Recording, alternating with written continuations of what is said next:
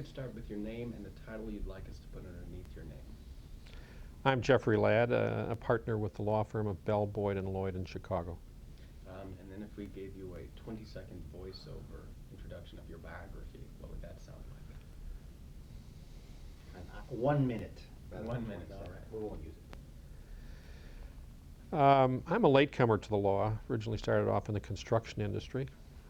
I live in Woodstock but work in Chicago. I think those are significant elements. I have been the chairman of Metro, the commuter rail agency for the Chicago area since 1984. I was one of the youngest members to the Illinois Constitutional Convention. I've served as the chairman of the Board of Governors of state colleges and universities, and by virtue of that position also served on the Illinois Board of Higher Education, and have been involved, as you can see, in a number of capacities in government most of my life. Excellent. Well, why don't we start with that, the 1970 Constitutional Convention.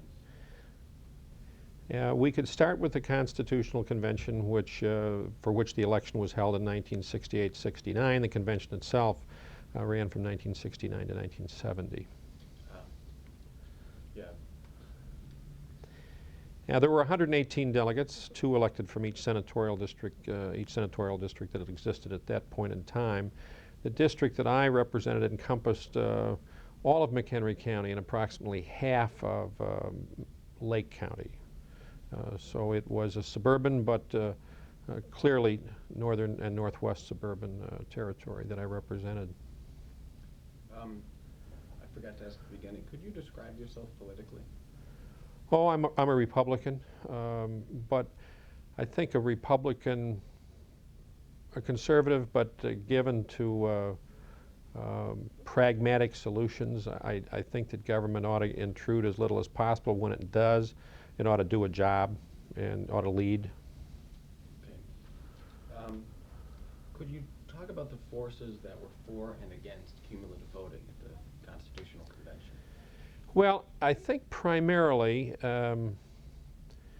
Republicans, downstate Republicans, or people who had served prior to the convention in the General Assembly, and of which there were some delegate members to the Constitutional Convention, and some downstaters where the legislative districts tend to get pretty large, were very much in favor of single-member districts.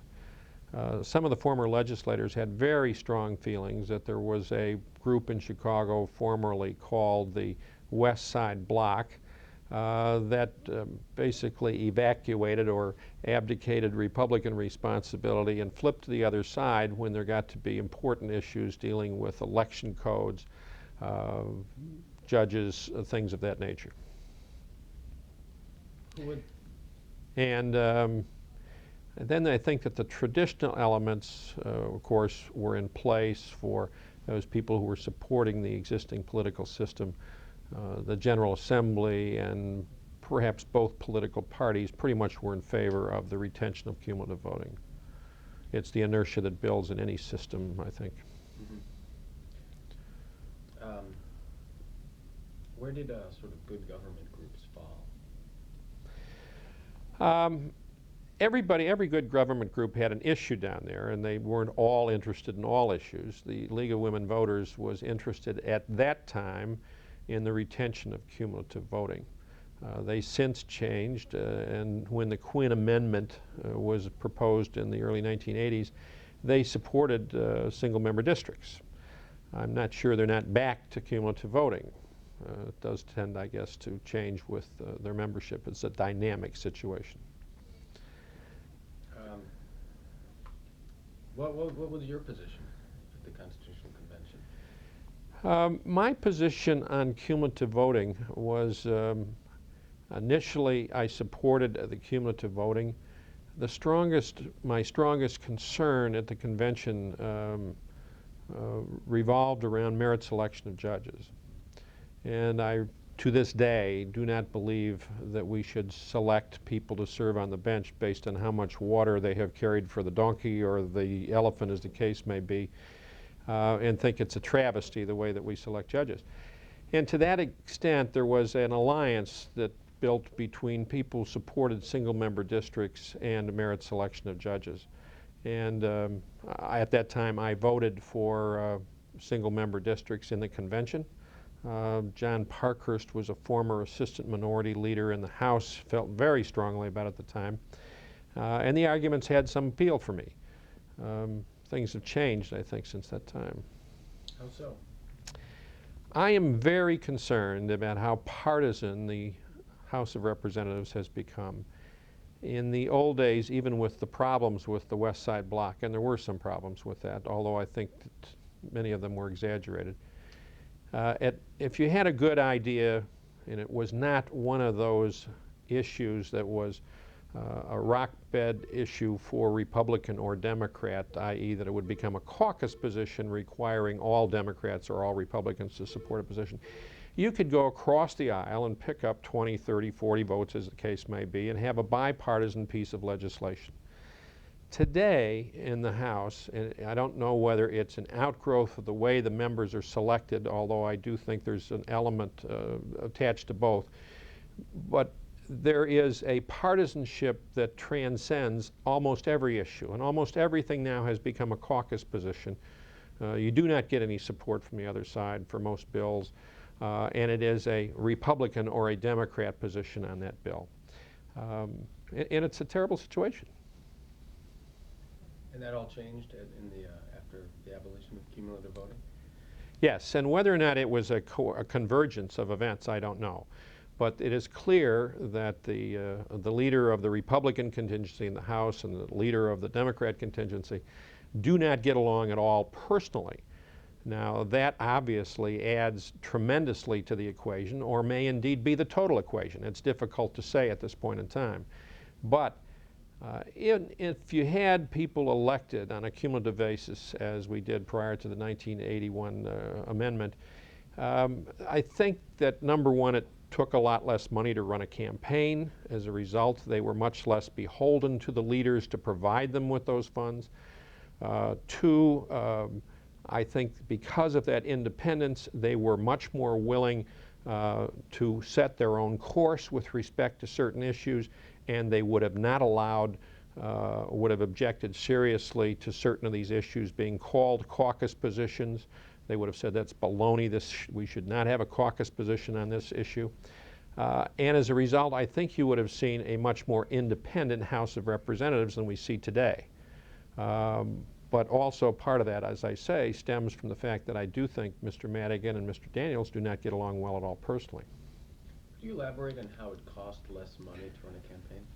Well, under cumulative voting that existed prior to 1980-81, we had 3-member districts, and basically at the maximum you needed a third of the vote plus one to get elected. If you could get that, nobody could deny you election. Of course, and many times it took much less than that. So people who were active in their community or active in their county or whatever the case may be would build a constituency of contacts and friendships and supporters that would make them natural candidates to run for this office. And it was much more of a grassroots effort in those days for people to get elected, because if you could identify a third of the electorate plus one, I mean, you were there. Today with single-member districts, these are pitched battles. And you now need 50% plus one in a district. It's much more difficult for people to enter into the system, and it's much more expensive for them to run campaigns. Were you involved in any of those campaigns to elect someone with cumulative voting?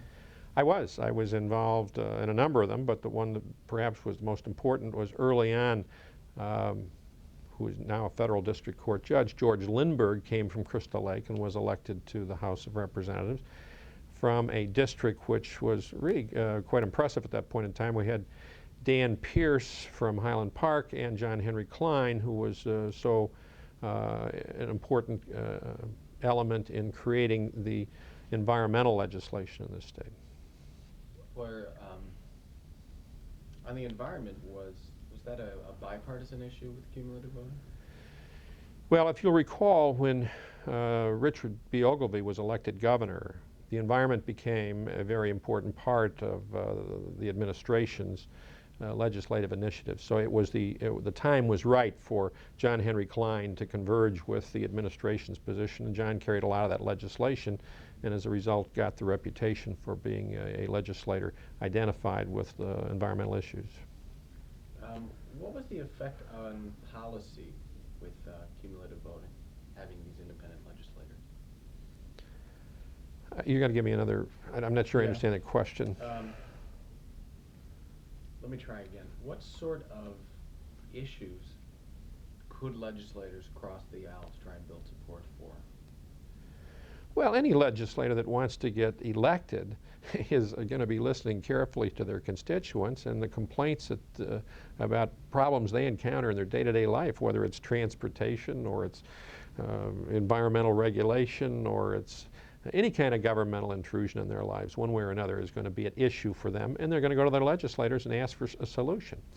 And that's where the legislator, determines whether or not he's going to be reelected if they do a good job for their constituents. So are you suggesting that many issues have become sort of more politicized and put in more of a partisan light? Oh, I think that it has not mattered whether it's a Republican or a Democrat speaker. There has been a limitation on the number of bills that a member of the House can bring to the floor. You might have 100 bills, but you're only going to bring 2 or 3 of them to the floor. That's it. Could you elaborate on that? I don't know how to elaborate any more on it than that. The numbers are the numbers. You cannot bring to the floor more than a couple of bills. They won't get out of committee. Because the leadership won't allow it? Exactly. And they feel they want to limit the number of bills in order to get a few number of victories? I think that ostensibly the reason is that we want to limit the number of bills that come to the floor, which has an impact on the workload for the House of Representatives. I think in a realistic way it's to make sure that no member can break out of the pack and therefore create their own constituency and therefore make sure that they're going to get reelected no matter how much money we spend on the other side against them. Many people blame the leaders themselves for the increase in leadership control. Could you mention a bit how the structure forces this sort of leadership control? Well, as I said, I think it's more difficult for people to enter into the electoral process with single-member districts than it is with cumulative voting. That's number one. And it's also more expensive.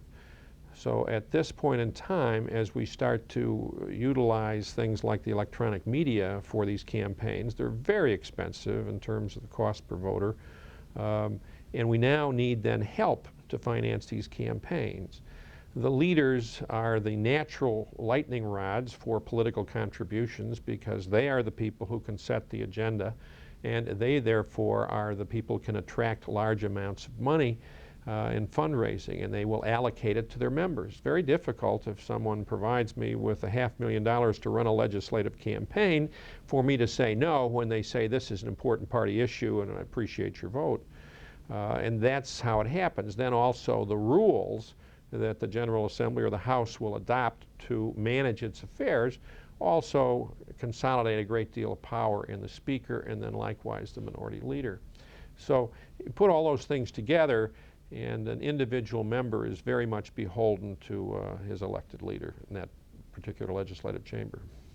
Has the House and by extension Illinois politics become less civil? Oh, no, no question about it.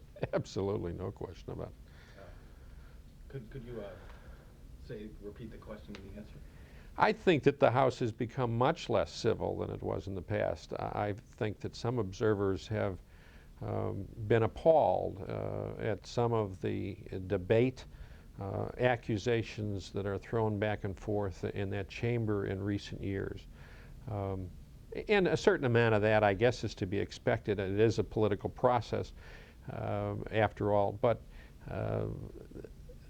that was the exception rather than the rule. And I'm not sure that people today are surprised when it happens, and they should be.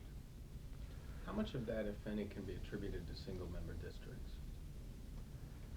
Oh, I think that that's hard to say. I mean, Whether or not people are civil, I'm not sure has a lot to do with single-member districts, unless you say that it is an indirect byproduct of the fact that the whole process has become so much more partisan that almost every piece of legislation has a partisan flavor to it, and that particular environment makes it easier, I suppose, for people to be less civil. Could we talk about the cutback amendments campaign and your views on that? Well, I thought it was pure demagoguery. First of all, I personally do not believe that the Constitutional Convention ever intended that you would be able to combine the cutback with cumulative voting in one amendment. I think the court was wrong in that, in misinterpreting the intent of the convention. Those should have been separate amendments. And I think that this concept that Quinn, of course, is famous for demagoguery, got people to buy into the fact that it was going to be cheaper to run this House with a third fewer members. We're going to save all this money, and we were going to reduce the number of bills considered by that House. Was pure poppycock. I mean, the General Assembly is far more expensive today to run than it was then, and we have no fewer bills. And all it means is, if you move downstate, is some of those districts have got 15 counties in the district. I mean, it's almost impossible for people to have access to their legislator. I guess then what's the effect been on sort of small d democracy with the demise of cumulative voting? Well, one of the big arguments for going to single-member districts is that we would have more competition, and in having more competition is we'd have a much more vigorous debate of the issues, thereby creating a more informed electorate and a more meaningful legislative process. I think the statistics show clearly that we have not seen more competition with single-member districts than we had with cumulative voting. How did cumulative voting help Republicans? Well, I don't think it helped either party. It was just a way of electing people to the General Assembly. I think a lot of Republicans would say that it didn't help Republicans. If anything, it helped Democrats, because there was nothing akin to the West Side bloc in the Democrat Party that would cross over to help Republicans. And that was the argument at the Constitutional Convention for a lot of Republicans. Is it important for the Republican caucus to have members from the city of Chicago? Well, I don't think it has anything to do with party. I think it's important to government that there be a Democrat voice, for instance, in DuPage or McHenry County, just as important as it is that there be a Republican voice in the Democrat caucus for Chicago. It's this cross-fertilization of ideas. Nobody has got a corner on what's right or moral or correct. And we need to have somebody from Chicago, say in the Democrat caucus, a Republican, or say in the Republican caucus, this is anti-Chicago, guys. Why are we doing this? We don't have that today. And vice versa, I don't think you have a Democrat that's going to say the same thing, or a Republican in the city of Chicago, or a Democrat in the suburbs that says that in the Republican caucus, or the Democrat caucus. As someone who's very involved with transportation policy, do you see that regionalism playing off? I'm not sure at this point that I can say that regionalism has affected transportation in the sense that it's been detrimental. Obviously, it's changed the dynamic and the way that we approach it. The city of Chicago has been pretty walled off. It's a Democrat constituency in terms of its legislative membership in Springfield, and likewise the suburbs are basically Republican. That changes the approach to transportation, but I don't think it's had an impact on overall funding or even a major impact on allocation of resources, whether it be to highway or transit. Do you think it would be good for Illinois to revive cumulative voting?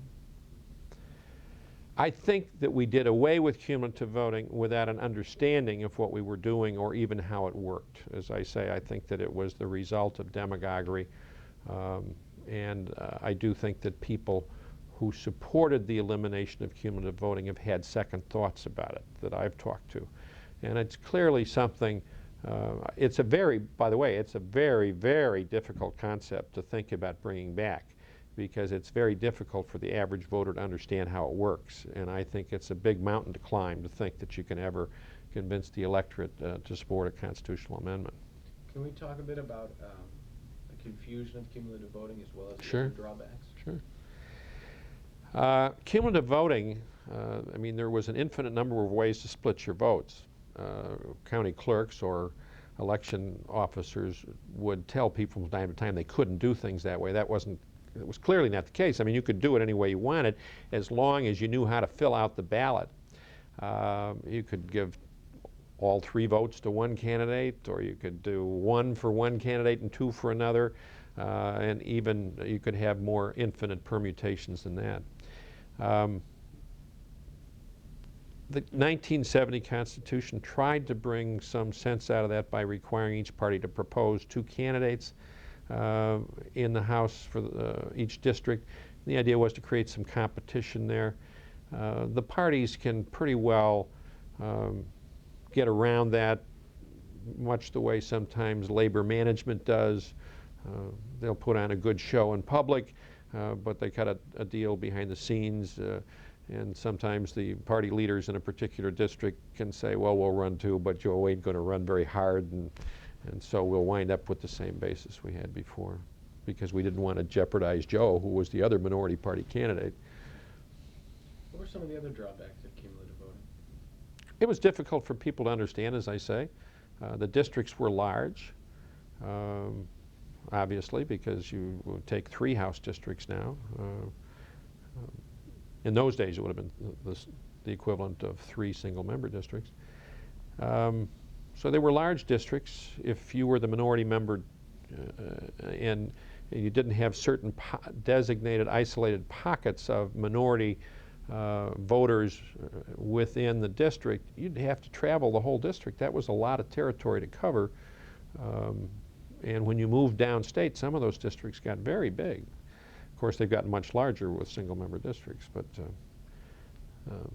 I think that it was the lack of understanding by the voters in that process was the single biggest thing. And the candidates played a lot of games amongst themselves. Like what? Well, if we were running in a district and we were both Republican or whatever party you were in, the candidate, one would always be fighting to be at the top of the list, and they'd say, you know, we're running as a team, but, you know, to your close friends, bullet for me, that meant give me all 3 of your votes so that I'd be the top vote getter in the district. Why was that important? Well, it was important to make sure that, number 1, the competition wasn't there for you in the future. 2, it increased your status, your legislative status within the district amongst your constituents, and it had some impact, I suppose, in terms of your position in Springfield. Do you think there is support for a revival? I have to tell you that I am very disappointed, the older I've gotten, about the lack of attention these kinds of substantive issues get from the electorate.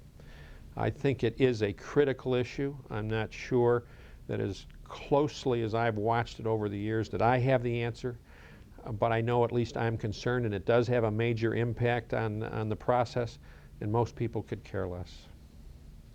You know, one thing nationally when people talk about cumulative voting, they tend to frame it in terms of liberals and African Americans. Could you tell how cumulative voting in Illinois wasn't a partisan or racial issue? Well, cumulative voting basically was designed to provide minority representation. That's what Joseph Medill had in mind when he pushed that concept in Illinois initially. Now, when I say minority, that isn't necessarily related to ethnicity. It could be political party minority. But the concept was we do want minorities represented so that we have this cross-fertilization of ideas and people are not excluded from the process. So it lent itself uniquely to the addition of minority ethnic members to the General Assembly, whether they were Afro-American or they were Hispanic or women, whatever. So it was a great opportunity for them to get involved in the process. was good. That's going to make the cut, that one there. Because the word minority, you use it in Illinois voting, meaning Republican, Democrat, generally, in the suburban or Cook County districts. But generally, it means now, these days, like you said, racial minorities. Now it means that. And that was a distinction that I hadn't heard that properly set to us. So Yeah. just, Well, and in the early days, it gave women an opportunity to get involved in politics. I mean, we've since had the year of the woman, but before that, it was very difficult for women to break in. Cumulative voting gave women, I think, that opportunity, and that created the critical mass that led to this idea about the year of the woman and really blew open politics so women can participate fully, in my opinion. In this state. well, you should ask if we were going to go for it, Okay, the large, that's one. One big question about any potential revival of cumulative voting is a calculation whether or not it's possible to go back to the big house of 177. And if that's not, that means you have 3 Wow. existing state rep Right. districts. I would say, without giving it a lot of thought, that if I had to make a decision today, I would propose 2 separate amendments to the electorate. One would be for the reversion to cumulative voting, and the second one would be then to increase the size of the House. I suspect it's very easy to demagogue this issue about increasing the size of the House. And yet I do believe that when you move downstate that these districts are going to be very large if you go back to cumulative voting, very large. I think we have proven in the past that we could operate with a larger General Assembly, a larger House of Representatives, but I would be very careful about linking the two because I think it might just submarine the cumulative voting concept without the proper attention given to cumulative voting itself. How should we do it to get it? If we were going to try to do it, Right. what kind of steps are necessary to actually get this to come back? Well, obviously, the way the Constitution is drawn to amend it itself, that you can amend the Constitution one of 2 ways. You can either go through the General Assembly and the governor to have it put on the ballot, or you can do it on the legislative articles. The only place that you can do it is you can do it by petition to get the issue on the ballot. It requires a lot of signatures to get constitutional amendment on that ballot. You think there's a chance for the former vehicle?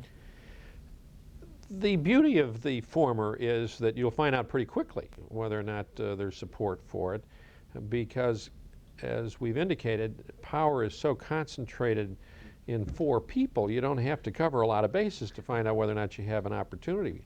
If you don't, it's very difficult to get the signatures, but if you're able to get them, what you do is you create a nucleus, a core of support that can then reach out and talk to other people, and that's the benefit of that in the long run, is that going into an election, you've got an awful lot of people who have committed to something that are more than likely to talk to their friends and neighbors and say, this makes sense. And boy, there's nothing more important in an election, whether it be an issue election or a candidate election, than word of mouth. It's going to be the last word, I think. Yeah, so at this point, great interview, by the way. At the end of the interview, we give everyone a chance to say anything I've neglected to ask.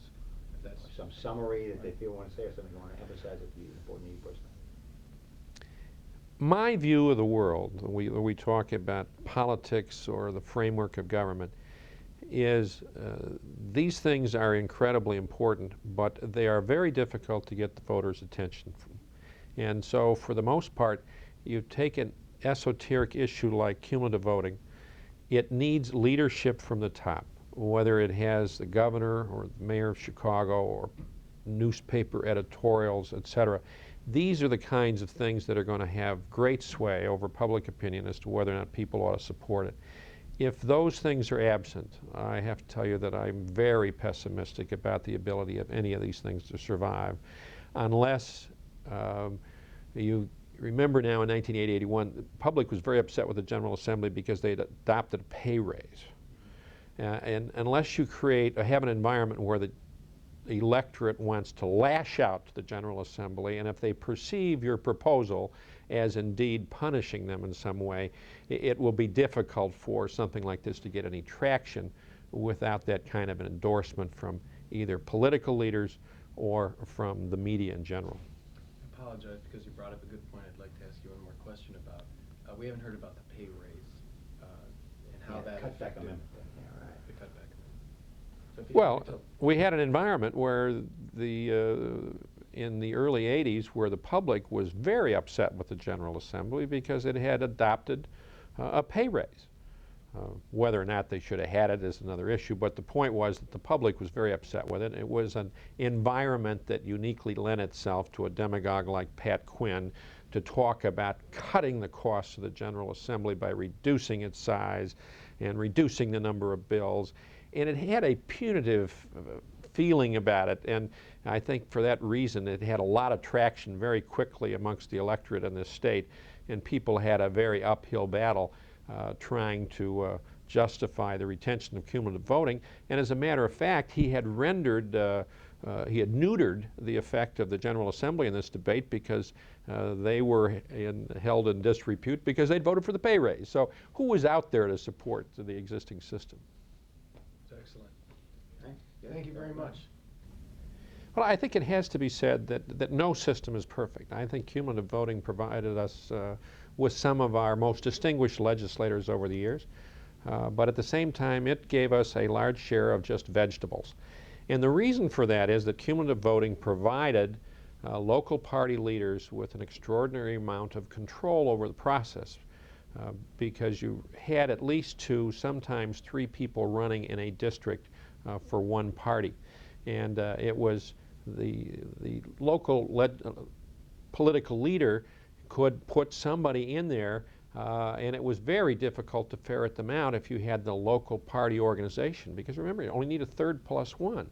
So we had in Springfield some people who were there basically because of their loyalty, how much water they had carried for the party, and because they were going to be dependable. When they were told how to vote, that's what they were going to do, and contributed very little over and above that to the process. Now that's the offset that you get for giving you really the distinguished legislator on the other side that comes to you because they're the citizen type legislator. They can slip through the political process because they can command that kind of respect in the district. That's what I think the result here is. You'd also mentioned currently you think the general competency of a general legislator is higher. I would say today on paper that I think the caliber of people who are members of the General Assembly is higher in terms of education, background, so on and so forth.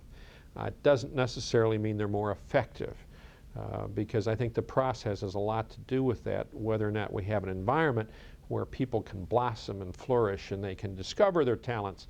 And I don't think that the current process and environment in the House allows that to happen. And cumulative voting did allow that to happen? Oh, by its very nature. I mean, I didn't have to go through the political party directly to get there. I didn't have to wait for somebody to bestow on me the right to run. And so in a primary, if I could survive the primary in almost every district in the state, meant I was going to be elected in the general election. So I wasn't beholden so much to that party leader. Because one person could slip through, they both couldn't, but one could slip through. And when that happened, and it happened generally with being the minority candidate, when I'm talking about that, I'm talking about the minority party candidate. The minority party candidate had a great deal of flexibility when he or she got to Springfield as to how they conducted themselves. I mean, certainly if I were a Democrat from Lake County, I wasn't there because Mayor Daley put me there. And likewise, if I was a Republican from Chicago, it wasn't because Stratton put me there or something like that. And did that produce some of our best and brightest in Illinois? Well, it gave people a great deal of independence, and some people were capable of growing in that environment and indeed became very distinguished members of the General Assembly and the House of Representatives. Others continued to occupy their chairs, as I indicated earlier, as vegetables till they could cash in on their pension. Fantastic. All right, okay. Yeah. You don't want to say that point. Well, this is a long time ago, and I'm not sure that I'm familiar with the facts of the case or the arguments that were made, but I can recall that there were a number of us that were very surprised that the amendment was allowed to proceed because we felt that it embodied an amendment to two separate provisions in the legislative article. And on that ground, it was defective. And we're surprised that the Supreme Court of the state did not agree with us and allowed it to proceed.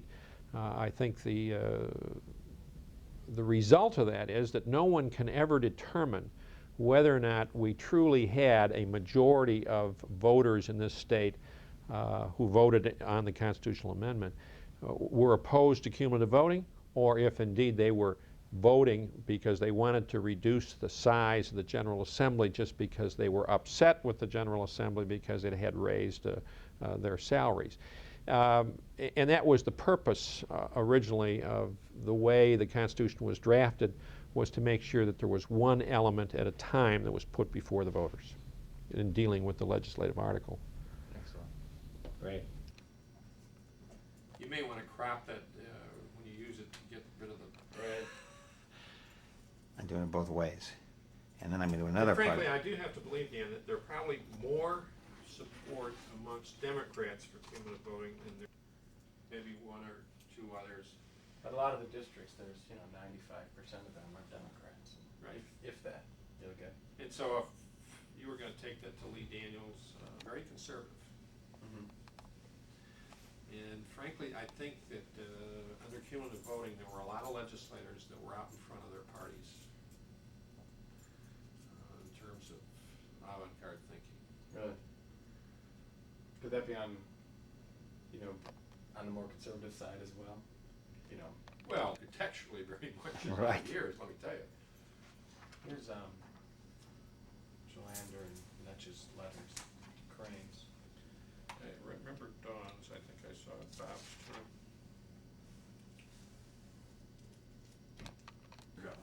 I think. Bruce Dole, as I told you, editorialized in favor of that over there. Yeah. And he was unaware at the time that cumulative voting prevailed in Illinois because Joseph Medill from the Tribune was the driving force behind it. Mm-hmm. He was unaware of that, and when he found out, then he editorialized in favor. Yeah. Well, he's but we met with the Sun-Times editorial board too, and they seem very sympathetic.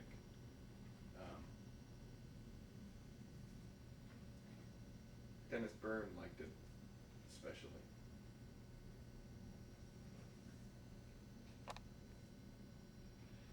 I'm just so One of the biggest pork barrelers in history. What he did for the canal system, the Illinois Central Railroad. The city of Springfield. Move, take a guy like Harry Truman, there's another pork barreler for God's sake, and then all of a sudden he rises to meet the challenge. Vandalia or somewhere over to Springfield. Wonder if he had any real estate.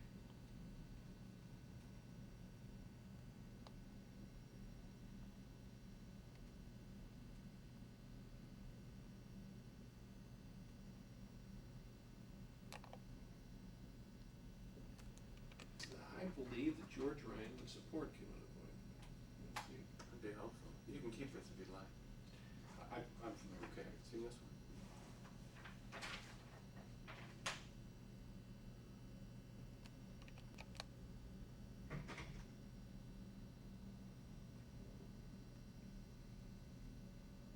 Well, this is unfair of him to say that what you're trying to do is revive an article from the Illinois Constitution. give me a This voice is over. the old state capital. Ah, This is not the current state capital. So that was used till, it was used in the 1870s, wasn't it? Yes. And under the Ogilvy administration, it was taken down stone by stone and completely restored. Wow. really? Is that controversial or sort of the Well, at the time, people thought it was outrageous. You know what the price was? $12 million. Yeah, when they moved to Springfield, that was the first state capital. It convened at in the House of Representatives, the current House of Representatives. And then when the General Assembly convened, we had to move, and so we moved over to that building. Wow. That must have been fun. Yeah, we were very careful to put down. Looking at here now, is this? This is a picture of the old state capitol, commonly referred to as the old old state capitol. Okay. And those are the signatures of all of the delegates to the Constitutional Convention, Got it. In 1970, right? where we met and indeed adjourned sine die in that building. Richard M. Daley. Yes, Richard M. and Jeff Ladd, Michael Madigan, all delegates to that convention. They went on to do great things. Here I am.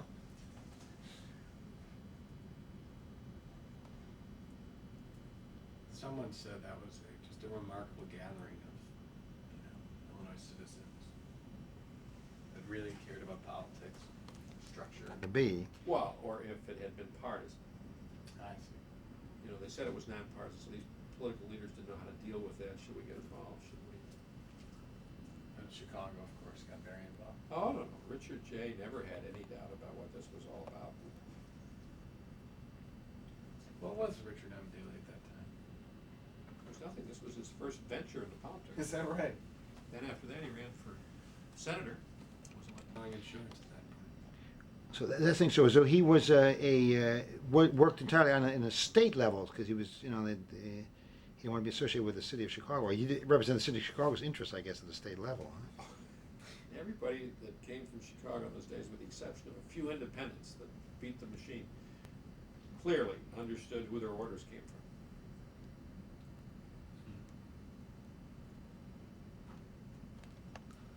And the chances of using this are right around zero, but we do talk about the Constitutional Convention several times, I think this would be a nice show. and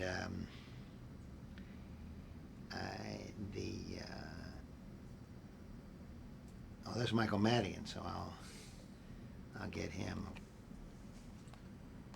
It's your Well, and Don Clark Dench was there.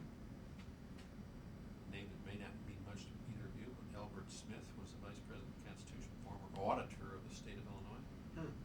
Auditor general. Came in after the Orville. Picture of the treasurer and the comptroller's office is going to go anywhere. Should. Yeah.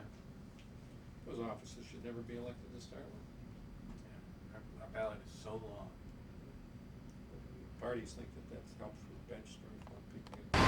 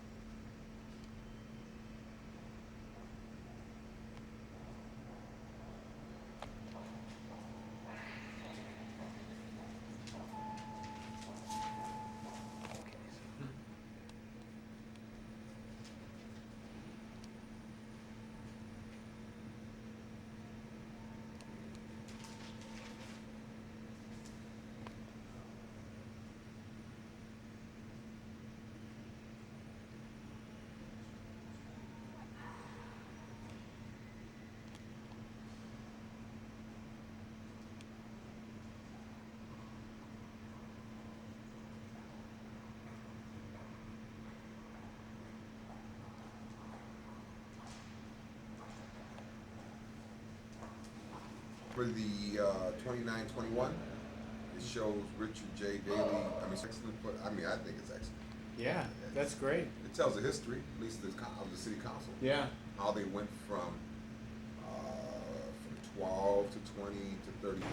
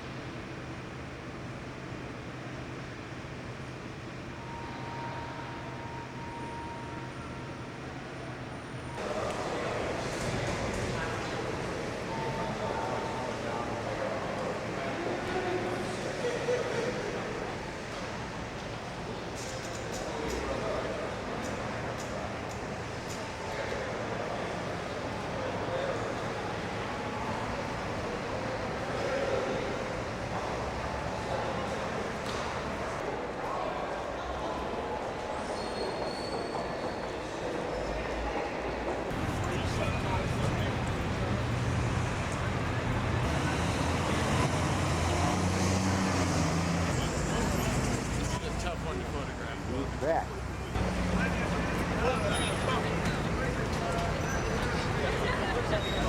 Okay, we have a really good imagination.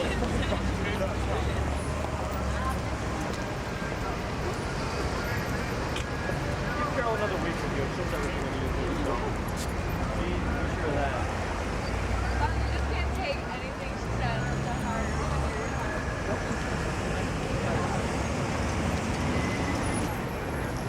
They want to meet me at my mom's home at 7:30. No, June.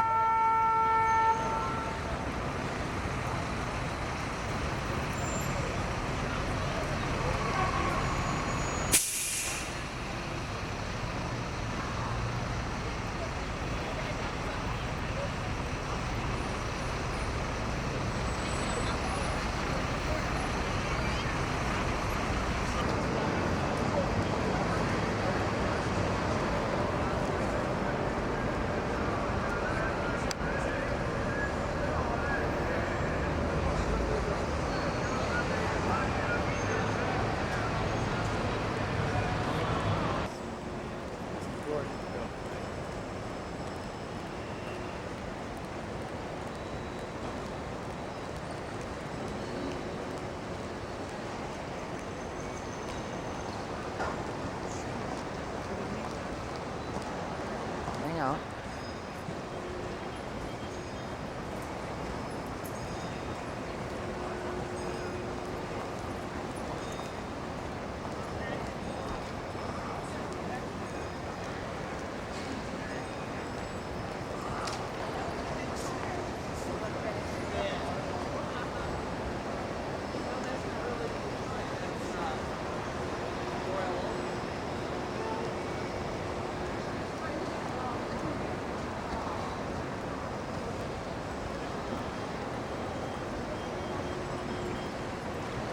Oh, one other thing. Yeah, I'm recording. So if you could start out, please, with your name and the title you'd like to put under your name. Emil Jones, Jr., Senate Minority Leader, Illinois Senate. Okay. And if you could not even look at the camera at all, and we Yes, can see by okay, context. okay.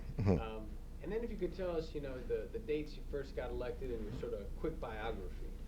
Well, I first got elected to the Illinois General Assembly in November of 1972. Sworn into office of January of that year. I spent 10 years in the Illinois House. In 1982, I was elected to the Senate, and I've been re-elected ever since. And 1993, I was elected by the Democrat caucus as its leader, and the official title of that is the Senate Minority Leader, because my party is in the minority. Right. Mm-hmm. So could you tell me if you used cumulative voting in your first campaign? When I first got elected in 1972, there was a method in Illinois called cumulative voting, whereby a voter could vote, one voter could give 3 candidates 1 vote each. He could give 2 candidates 1.5 votes, or give 1 candidate all 3 votes, which is called bullet voting. The district from which I was elected was a district that comprised only about 20% African American constituencies. So what I did was I organized the African American community and had them bullet vote for me. And by bullet voting, I got 3 votes from most of the residents in the African American community. And the other 3 candidates who were running, my Democrat running mate and 2 Republicans, they split the white vote, and I received a certain percentage of the white vote, and I ran second in the district. So I was elected on cumulative voting in that district. And what it does, cumulative voting, it can ensure minority representation, be it political or racial, in the Illinois General Assembly, in that you can have Republicans elected from districts that are strong Democrats, but you have that voice there. And same in racial districts where you have a small minority population, but if they unify together, that minority can get elected. So in what area of Illinois was that? That was in Chicago and South Chicago and the suburbs of the city of Chicago. Is that like Mount Greenwood? Parts of Mount Greenwood, Beverly, Morgan Park, Washington Heights, Calumet City, Blue Island, Riverdale, Pullman, all of that was in the district. Okay. It was the district that I was born and raised in, yes. Mm-hmm. Were you the first African American representative from the district? No, I was not. See, it came in right after redistricting, when you changed the boundaries. And they changed the boundaries of the district, and they had fewer African Americans in the districts where they drew the lines. And so the person who had represented the district before didn't think he could win in that district, because it was about 40% African American. So he moved to the other district that was part of his district and ran, which left this seat open. And I said, I believe I can do it. And that's how it happened, yes. So did any of your constituents have trouble at first understanding? Well, it's a process by which, at that time, we had voting machines. And it's a process by which you have to take time to educate the voters how to do it. Because on a voting machine, if one were to vote straight party, you pull that lever, each of the candidates of that party running for the representative would get 1.5 votes each. So I had to educate them. I bought sample voting machines, so my workers going door to door sat down with the voters and explained to them how to do this. It's very complicated. Then on election night, I had watchers there to make sure that the judges would count the votes accurately, you know. And sometimes, you know, the fractions of 1.5 times this, you have to make sure it's counted correctly, because these are the official reports that go to the Board of Election Commissioners. If they make a mistake and don't count the figures accurately, you know, you can lose votes. So this entire process, but it was an education process that I went through to educate the voters how to do this cumulative vote, and that had been there for many years, you know, many years. It was something that I guess maybe 50, 100 years. Yeah. Cumulative voting has always been there. Yeah. Did you have a slogan or anything to try and teach them how to do it? No, my slogan basically was trying to win as a Democrat, and at the same time trying to elect one of their own. I would say their own, one who grew up in the community. It's a district where I knew 3 and 4 generations of the same family. Is that right? We went to school together. The parents and my parents are friends, my grandparents and so forth. So it was that type of a district, and it still is that type of a district. there was hardly a block I could go on where I didn't know someone. I would go to meetings and so forth. They knew my family, so they all knew me. However, no one had really brought this issue into play, is the use of the bullet vote. Really? And so as a result, that's how I pulled it off in that district. Do you think an African American could have won without cumulative voting? I doubt it very seriously. Why is that? Because in many instances, people do vote racially. And if I had gone for just a straight Democratic vote, I would have received far fewer votes, and more than likely I would not have won, because my running mate, who was a Democrat, he will receive half of the votes. The question came into being in the other section of the district, be it Beverly or be it Mount Greenwood, would they have not given me what I was entitled to as a straight vote? And I didn't trust that. Yeah. You follow me? Oh, yeah. Did a lot of running mates, two Democrats, two Republicans, sort of not trust each other sometimes? Yeah, that happened quite a bit of time in districts. Yeah. And usually what happened, the person who was an incumbent, and usually the person running with him, if they felt that his running mate could not win, the running mate usually didn't do anything. But in some districts, it came down to trust. Yeah. And as to, are they going to run as a team? And in most instances, they ran as a team. So they, in the strong Democratic areas, they would vote straight Democrat, where each would get 1.5. But they had spies in each organization to make sure that nothing was being handed out in form of literature encouraging one to bullet vote. Yeah. And so, but there were some instances where this happened, and individuals got into it. Matter of fact, the late Mayor Harold Washington. Is that right? Yes, he was in one of those districts with a former representative and senator by the name of James Taylor. And James Taylor lost the primary election because he felt Harold Washington bullet voted him. And those two became bitter enemies as a result of such. So how'd that work? Wait, are you okay with the tape? Just about the fan, but go ahead, let me finish the story. Harold Washington was in a district with another African American. Then sometime you have independent Democrats running against them to be on the same Democratic line. So James Taylor felt they were going to do it according to Harold, take 1.5 votes each. But he discovered that Harold Washington was bulleting him, and he couldn't recuperate fast enough, so he lost. He lost the primary election because Harold Washington bulleted, and he did not bullet. And this independent, who was also a Democrat, was running, was also bulleting, and James Taylor lost. And so, but it's the most interesting as well as intriguing method of voting. Yeah. But what I liked about cumulative voting is it afforded an individual who represented a minority in a district.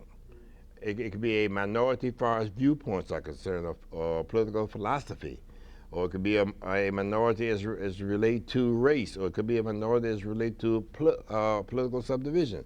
That minority voice could be heard in the General Assembly if this person was successful enough in getting elected.